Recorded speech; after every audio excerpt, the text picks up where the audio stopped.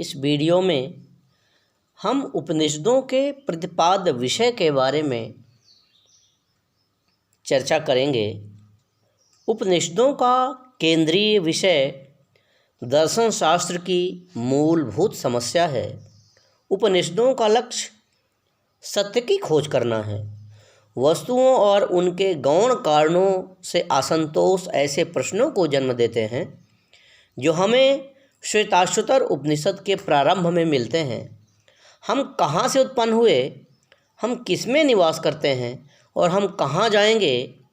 हे ब्रह्मज्ञानियों, हम यहाँ सुख दुख में किसके शासन में रहते हैं। क्या काल या प्रकृति या अभावजन्य अनिवार्यता या संयोग या तत्वों को कारण माना जाए, अथवा उसको जिसे पुरुष कहते हैं और जो परब्रह्म है।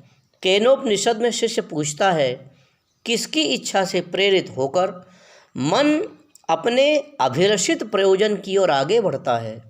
किसकी आज्ञा से प्रथम प्राण बाहर आता है और किसकी इच्छा से हम यह वाणी बोलते हैं। कौन सा देव आँख या कान को प्रेरणा देता है। विचारकों ने इंद्रियानुभव को ऐसी सामग्री नहीं माना जिसकी व्याख्या न हो सके, जैसा कि सामान्य बुद्धि वाले व्यक्ति समझते हैं। उन्होंने शंका प्रकट की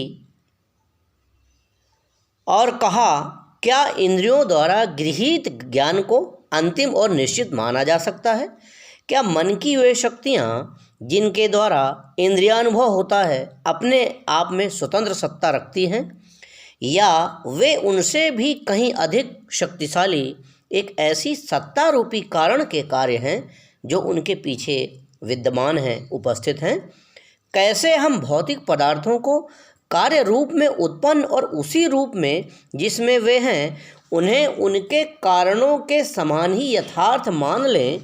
इनके पीछे कोई परम सत्ता अवश्य होनी चाहिए जो स्वयंभू, अर्थात जो अपनी सत्ता के लिए किसी अन्य पर आश्रित न हो, जिसके अंदर ही मन को भी आश्रय मिलता हो। ज्ञान, मन, इंद्रियां और उनके विषय सब परिमित और प्रतिबंध युक्त हैं। नैतिकता के क्षेत्र में हम देखते हैं कि हमें सीमित पदार्थ से सच्चा आनंद नहीं मिल सकता।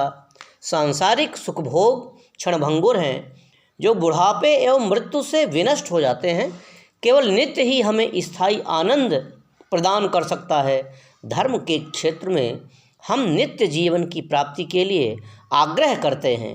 इन सब कारणों से यहाँ यह बलपूर्वक विश्वास करना पड़ता है कि एक ऐसी सत्ता अवश्य है जिसे काल नहीं व्यापता, अर्थात जो काल की सीमा से परे है। वह एक आध्यात्मिक सत्ता है, ऐसी सत्ता जो दार्शनिकों की खोज का विषय है, हमारी इच्छाओं को पूर्ण करने वाली एवं धर्म का प्राप्तव्य लक्ष्य है। उपनिषदों के रचयिता ऋषिगण हमें इस प्रधान यथार्थ सत्ता की प्राप्ति के लिए मार्गदर्शन करते हैं, जो नित्य सत्य, परम सत्य और विशुद्ध आनंद है।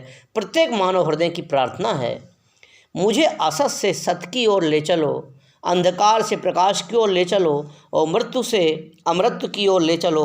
अस्तो माँ सद्गमय, तमसो माँ ज्योतिर्गमय, मृत्योर माँ अमृतम गमय। हम उपनिषदों के दार्शनिक तत्वों को वास्तव में आध्यात्म विद्या और नीति शास्त्र में बांट करके और आगे विचार करेंगे। आध्यात्म विद्या के अंदर हम परम सत्ता, जगत का स्वरूप और सृष्टि की समस्या का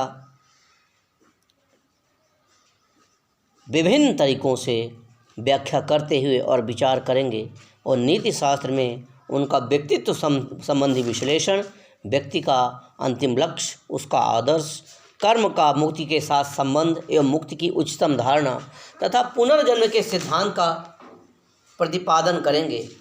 यह प्रतिपाद्य विषय हम अगले वीडियो में चर्चा करके और क्रमशः उसकी व्याख्या करने की कोशिश करेंगे।